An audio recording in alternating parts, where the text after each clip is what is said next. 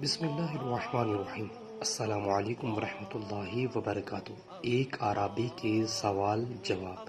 ایک دیہاتی صحابی نبی کریم صلی اللہ علیہ وسلم کی خدمت میں حاضر ہوا اور عرض کیا کہ آج مجھے کوئی ایسا کام بتلائیے جس پر اگر میں ہمیشگی کروں تو جنت میں داخل ہو جاؤں۔ آپ صلی اللہ علیہ وسلم نے ارشاد فرمایا کہ اللہ کی عبادت کر، اس کا کوئی شریک نہ ٹھہرا، فرض نماز قائم کر، فرض زکوٰۃ دے اور رمضان کے روزے رکھ۔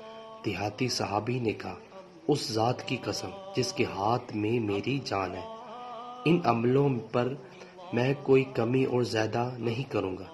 جب وہ پیٹ پھیر کر جانے لگا تو نبی کریم صلی اللہ علیہ وسلم نے ارشاد فرمایا کہ اگر کوئی ایسے شخص کو دیکھنا چاہے جو جنت والوں میں سے ہو تو وہ اس شخص کو دیکھ لے۔ حوالہ موجود ہے۔ ویورز، اللہ تعالیٰ سے دعا ہے اللہ تعالیٰ میں بھی اس احادیث پر عمل کرنے کی توفیق عطا فرمائے۔ ویڈیو کو شیئر کریں۔ جزاک اللہ۔ السلام علیکم ورحمۃ اللہ وبرکاتہ۔